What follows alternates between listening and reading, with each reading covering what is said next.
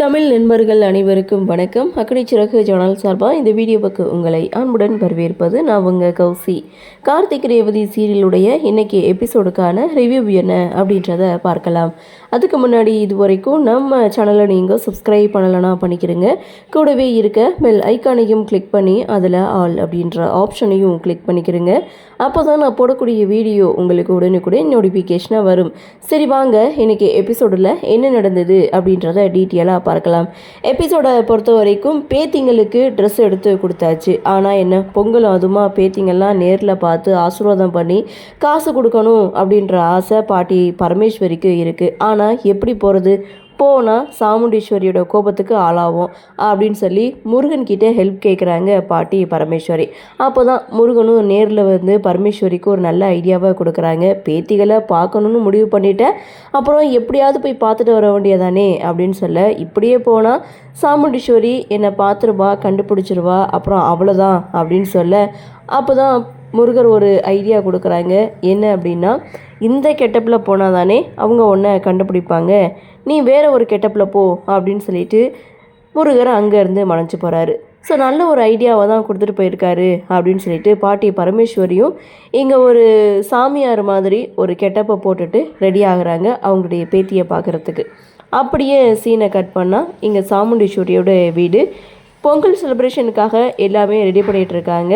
So எல்லாருமே புது துணி உடுத்திட்டு வந்து நின்றுட்டுருக்காங்க. ஒவ்வொருத்தவங்களும் ட்ரெஸ் நல்லா இருக்குது அப்படின்னு சொல்லி ஒருத்தருக்கு ஒருத்தர் பாராட்டிக்கிறாங்க.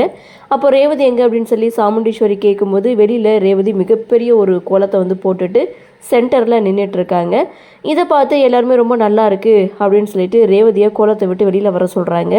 ஆனால் ரொம்பவே கஷ்டப்பட்டு இந்த கோலத்தை போட்டிருக்கேன், அழிக்காமல் எப்படி வர்றது அப்படின்னு சொல்லி ரேவதி இங்கே தயங்கி நிற்கும்போது கரெக்டாக மாப்பிள்ளை மகேஷ் அவங்களுடைய அண்ணி மாயா 2 பேரும் வீட்டுக்கு வராங்க. சரி, யார் ரேவதியை வந்து வெளியில் கோலத்தை அழிக்காமல் தூக்குறாங்களோ அவங்களுக்கு 10,000 பரிசு அப்படின்ற மாதிரி சாமுண்டீஸ்வரி அனௌன்ஸ் பண்ணுறாங்க. மகேஷ் தான் ஃபஸ்ட்டு ட்ரை பண்ணுறாரு, ஆனால் அவரால் முடியலை. அடுத்து கார்த்தி நான் ட்ரை பண்ணட்டுமா அப்படின்னு சொல்லி கேட்கும்போது ஓகே அப்படின்றாங்க. ஸோ அடுத்து கார்த்தி ரேவதி அந்த கோலத்தை அழிக்காமல் அப்படியே அடைக்கா தூக்குறாரு. அதை பார்த்து எல்லோரும் செம்ம ஷாக் ஆகிறாங்க. அதாவது மாப்பிள்ளை மகேஷ், மாயா, சந்திரா இவங்க தான் ஷாக் ஆகுறாங்க. ஸோ மற்றபடி அந்த 10,000 பரிசையும் கார்த்தியை வாங்கிக்கிறாங்க. அப்படியே சீனை கட் பண்ணால் பொங்கல் வைக்கிறாங்க. ஸோ இங்கே ரேவதி தான் வந்து பொங்கல் வைக்கிறாங்க. மாப்பிள்ளை வந்து தனியாக நின்றுட்டுருக்கதை பார்த்த மாயா சரி மகேஷையும் பொங்கல் வைக்க சொல்லலாம் அப்படின்னு சாமுண்டீஸ்வரி கிட்ட சொன்னதும் 2 பேரும் ஜோடியாக இந்த பொங்கலை வைக்கிறாங்க. அந்த இடத்துல மாப்பிள்ளை மயிலோட அந்த தலைப்பொங்கல் கலாட்டாவை வந்து சொல்லி சிரிக்கிறாங்க. அதாவது அவங்களுடைய தலைப்பொங்கலுக்கு ரோகிணியும் மயிலும் பொங்க வச்சுருக்காங்க. அப்போது மயில் பார்த்திங்கன்னா படையல் போடுறதுக்கு முன்னாடியே அந்த பொங்கலை யாருக்கும் தெரியாமல் எடுத்து சாப்பிட்ருக்காங்க.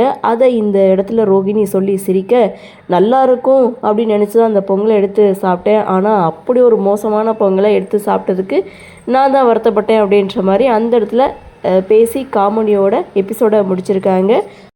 அடுத்து என்ன நடக்கும் அப்படின்ற ஒரு எதிர்பார்ப்பு பார்க்கலாம். அடுத்தடுத்து என்ன மாதிரியான சுவாரஸ்யத்தோடு கதைகளை நகர்ப்ப கொண்டு வராங்க அப்படின்றத நாமளும் பொறுத்திருந்து பார்க்கலாம்.